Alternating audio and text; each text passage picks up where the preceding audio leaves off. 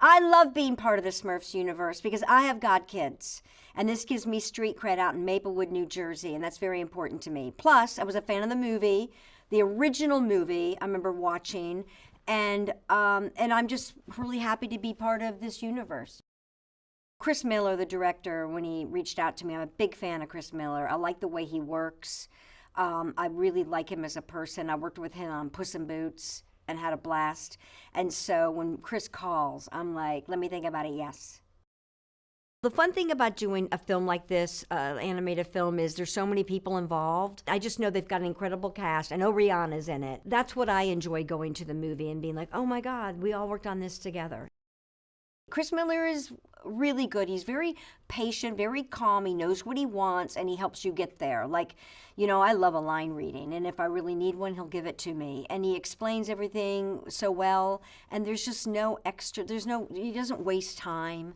You know, he seems like a real professional, and I think he's really funny and just really nice and very honest. I like working with him a lot. I can't wait to hear the music. Can't wait to hear Rihanna singing something about Smurfs. It's a big family movie, and you know, we could use that right now. I mean, family, something you can take your kids to, and I know kids will get really excited about this. And that's fun. That's fun to be part of projects like that. My name is Chris Miller. I'm the director of Smurfs. My first exposure to Smurfs was from the 1980s. The TV show, which I always found like just incredibly funny and strange, and I was always just attracted to that entire series. I just found it so compelling and different than anything else that was on TV. There was an opportunity here to use the original Peyo comics as a blueprint and making it contemporary for an audience today. You know, something that you could feel like you could reach into, that you could touch, that you could smell. That I felt like that was long overdue and a real opportunity. Life is good in Smurf Village, right? Every day is a gift. It's utopian. It's beautiful. You start your day with maybe some calisthenics and a song. Everyone has their thing. You're very safe and protected in this world, somewhere in the woods in Belgium, right? It's a secret location. And all of that gets taken away when the evil arch enemies of the Smurfs find out their location. They abduct Papa Smurf. They take him away, the patriarch, right? And the movie really essentially, from that point on, it's a rescue mission. It's like they have to leave the safe confines of Smurf Village and head out across the world, across dimensions, in order to find their papa and bring him back home safely. No Name is the only Smurf in Smurf Village to not have a thing. You know, everyone sort of is born with knowing what they are, where their place is in the world, and how to operate on a day-to-day basis. And there's no conflict. You just do what you're born to do, right? No Name's name is No Name, and No Name has no idea who he is, and it's frustrating for him. You know, he's aspiring to be something more. He wants to find out who he is, and it's this journey that he's been on. It makes him feel like he's an outsider, right? Even in Smurf Village, he doesn't feel like he has a place. He doesn't feel like he belongs. And Smurfette is his best friend. Rihanna's involvement in this film as Smurfette, it's everything. She came in just like open heart, open mind, and also a history with Smurfs. Growing up in Barbados, I think she had one channel. Like there was one channel on the TV there, and it only played Smurfs. That 80s, that Hanna-Barbera 80s Smurfs show, right? And so she grew up with it. And she this is what I will say about her. Like, she knows more about Smurfs than anyone I will ever know. It's very meaningful to her past. She's so singular in her vision, in her messaging, with her voice. She's an incredible artist, and she can take anything, right, and just make it her own. And you know, she's insistent on making it her own. And that's what gives her just such a strong individual style and take, you know. I suspect she's a bit of a perfectionist when it comes to that, you know, and really, really dials in on every note and every beat and every bit of expression, right? She zeroes in on it, but at the same time, when she creates something, it's free form and free thinking, and it's liberated, and what she's bringing to the film, what she's created musically is exceptional. You know, it's singular. It's her voice. John Goodman as Papa Smurf to me is a blessing and a half. It just feels so right. And Nick Offerman is brilliant and funny and smart. There, I just said it like Nick, smart. Kurt Russell, what a joy that he's in this movie, that he's a part of the team. Hannah Waddingham is absolutely astounding actor. Octavia Spencer is a joy and brilliant, and once again, like, understands humor and can deliver the funny. Dan Levy is so good as Joel, the assistant in this film. He's hysterical to me. James Corden just brought so much depth to the character of No Name. He brought his singing voice, which it performs a song that I think is extraordinary. Amy Sedaris is just that's a treat. Amy plays a magic book called Jaunty Grimoire. She is effervescent and bouncy and just nutty enough and wonderfully off her rocker like Amy is, and I mean that in the best possible way. Amy's brilliant. I think it's relatable for an audience to, you know, to watch these little critters heading out into a giant world that at times is dangerous, or it's unpredictable, or, you know, you're sort of jumping into the void, you know, where anything can happen. And I think audiences can relate to that, you know. Everyone feels at times like they're small in a big world, right? And, you know, if they're with people they trust, people they love, in this case, Smurfs they trust and love, I don't know, you can find a way through, right? With the support of that community. You can stand up and face off against anything. What is a Smurf? Smurfs, let's see, they're 3 crab apples high, so it's like that.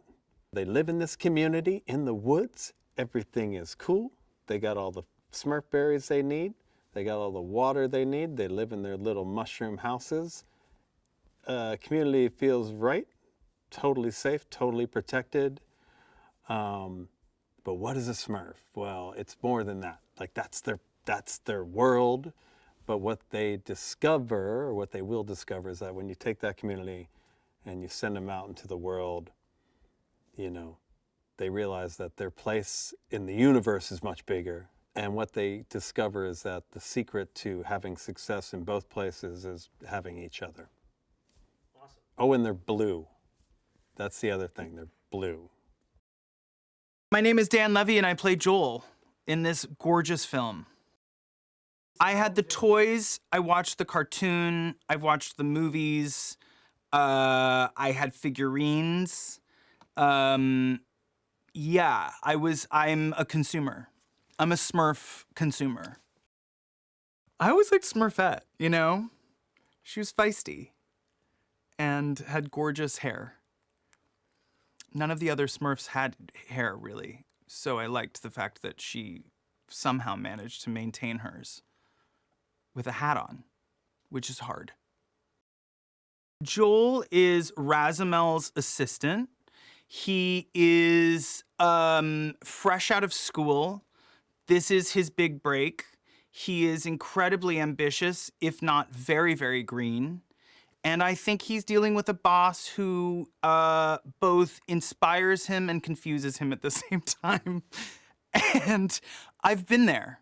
You know, I've been in the early days of PAing on sets. I certainly had to answer to a few people that made me question everything and anything. So yeah, you know, just bless him. He's doing his best. I put my faith in everyone to make sure that it's all sort of consistent and feels good. And it's an interesting process because you kind of come in every once in a while and continue to do more and more and add to it. And for me, the great joy of that experience was getting to see the film come together over the time that it would take for me to come in and out of the sound booth. So I always really looked forward to getting the call to come back in because it meant that I got to see some new things. It's just so special and it feels so singular and funny. I think that's what I noticed sort of first. Even when I was seeing it in its most crude state, there was such a humor to it, the way that it plays out. It has a very smart, funny sensibility to it. And it made me laugh. And when something can make you laugh in like the very early days, particularly in a situation like this, you know that something really special is happening. Rihanna's the best, and I have followed her with such like admiration, and I think she is just one of the best to have ever done it.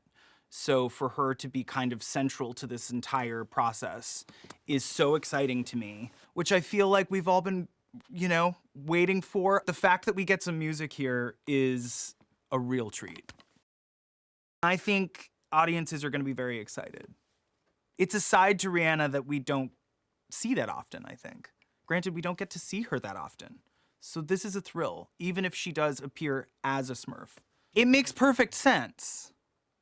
It's just charisma. It's just both of them share a magnetism and a charisma that I feel like only she could bring to the character and only the character could bring out of her. I mean, it's this wonderful sort of happy place.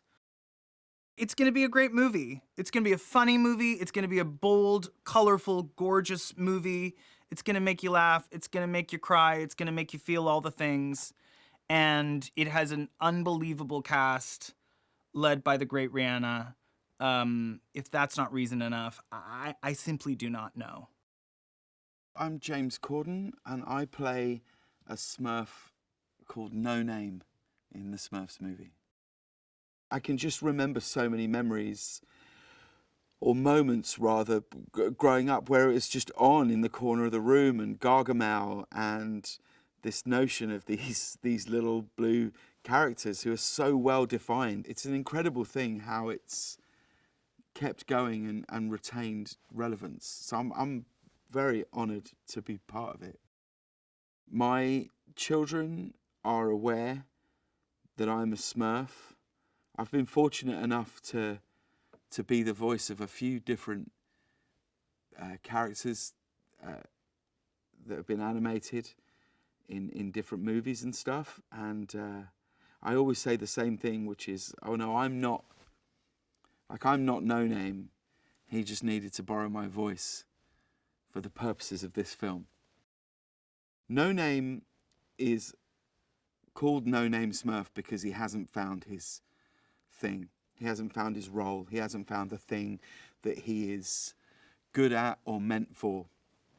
And that's really kind of the real big crux of the story of the film, really, which I think lots of people can identify with, that feeling of not knowing quite why you're here, not knowing what you're meant for, not knowing what is the thing that you're going to do, particularly when you're surrounded with lots of friends who all have their absolute role and they know exactly what they're destined to do and be.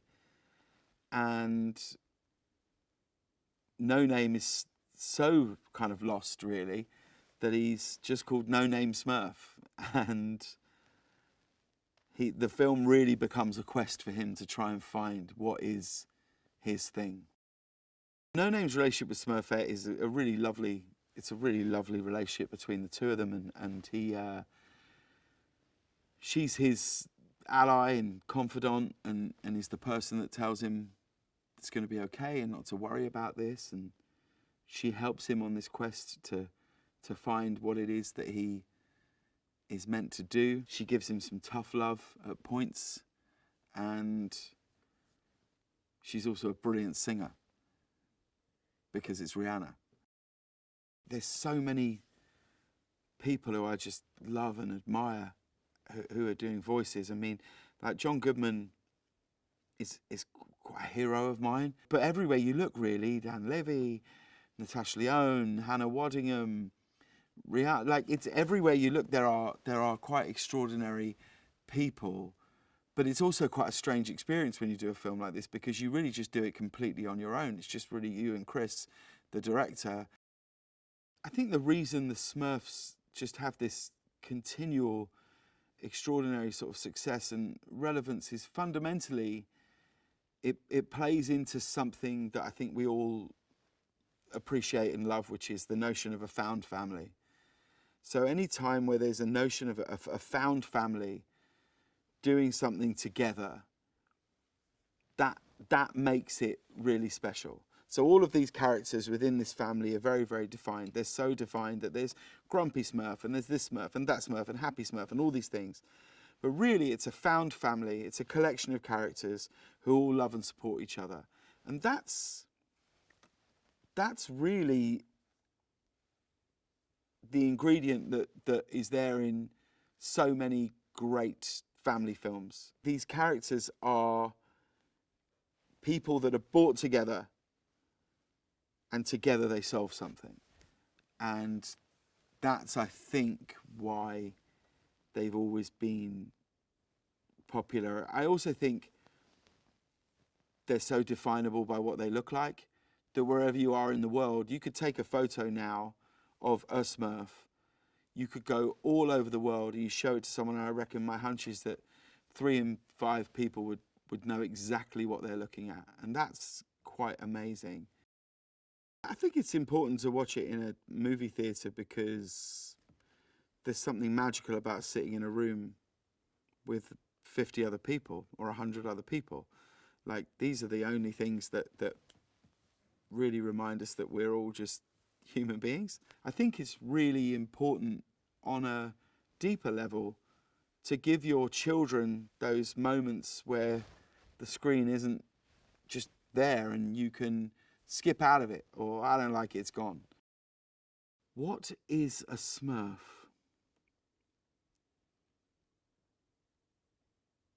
I mean, it's an impossible question, isn't it? Honestly, I don't know. I don't know what they are, but I know I like hanging out with them, and I know I like being the voice of one. But in terms of what it actually is, that's like such a deeper thing.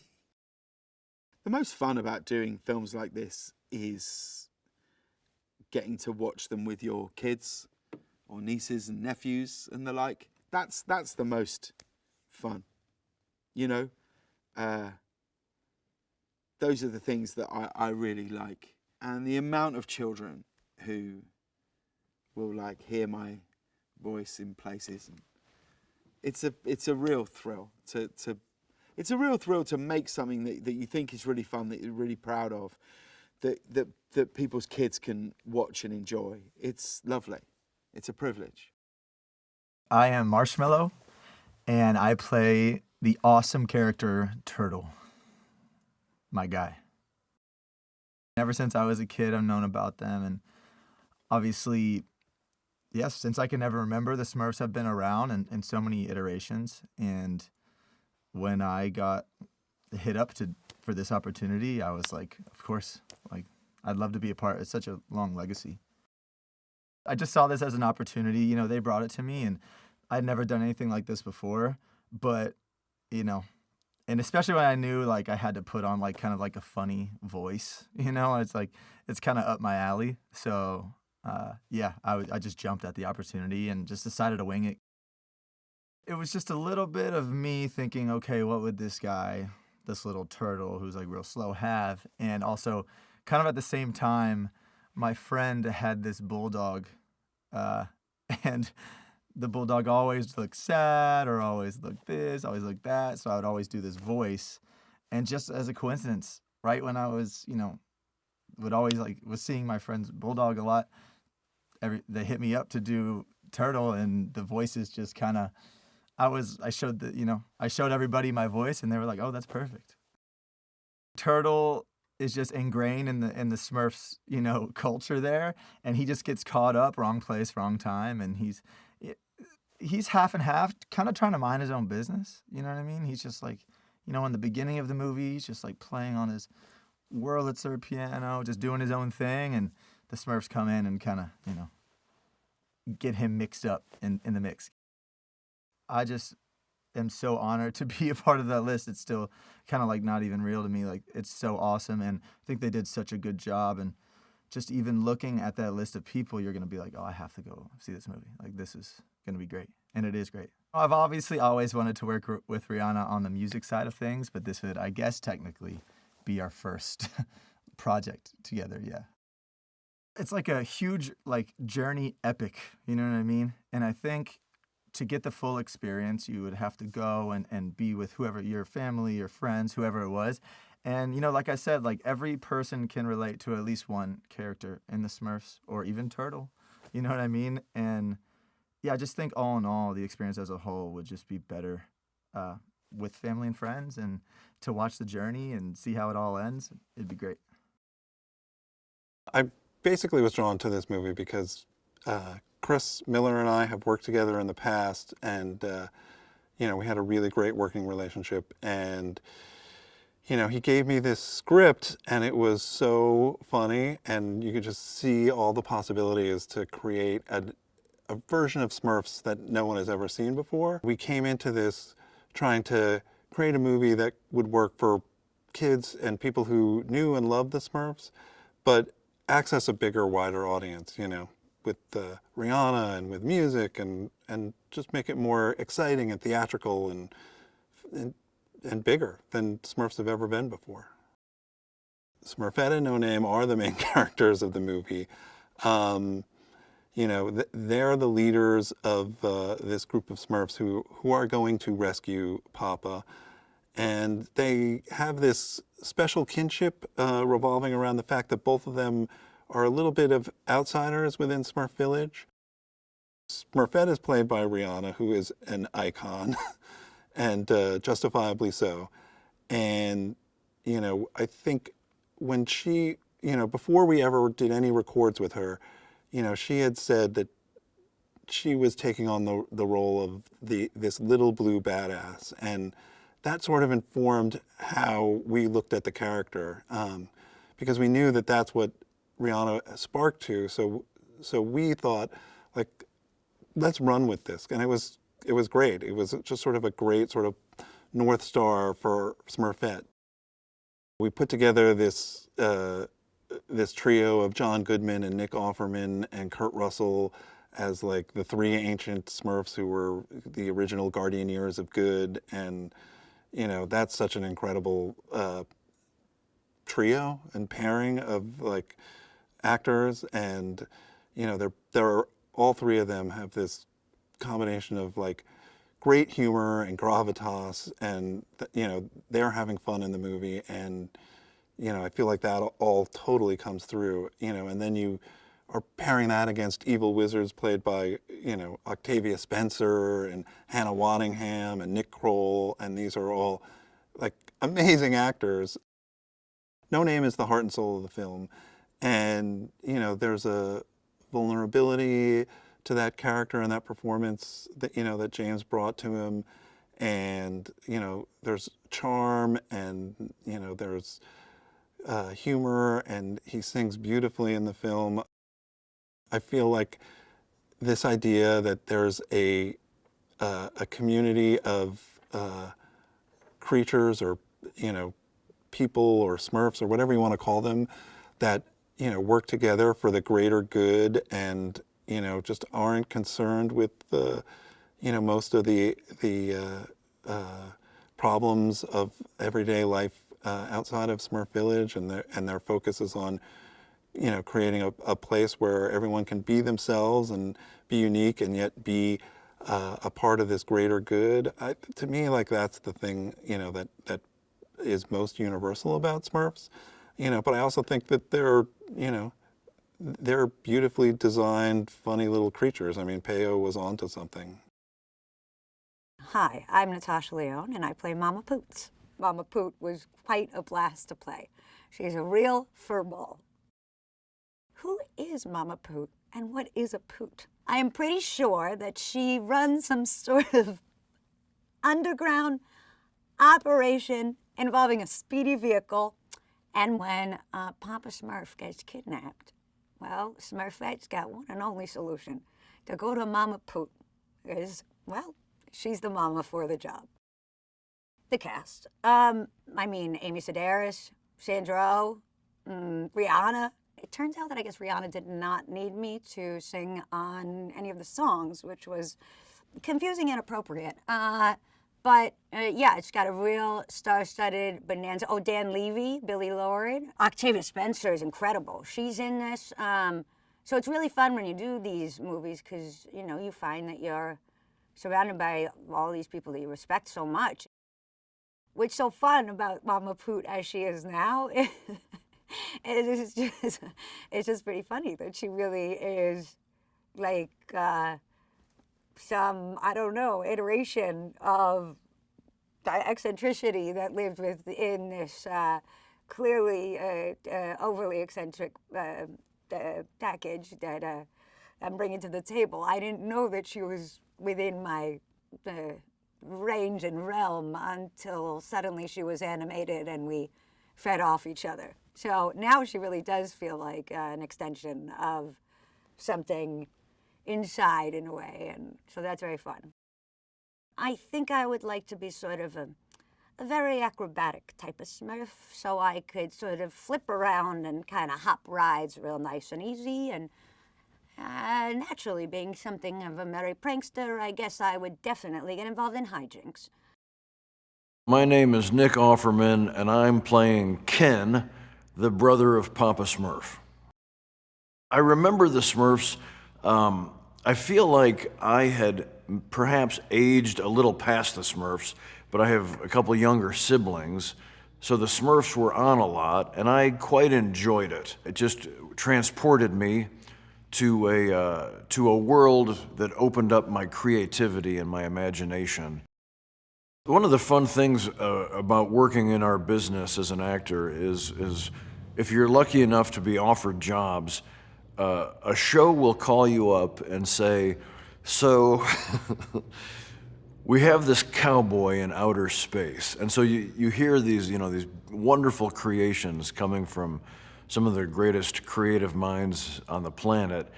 And so I got just such a call about a new Smurf character who is the brother of Papa Smurf, who's this mysterious, sort of secret agent, special forces, highly trained alpha protector.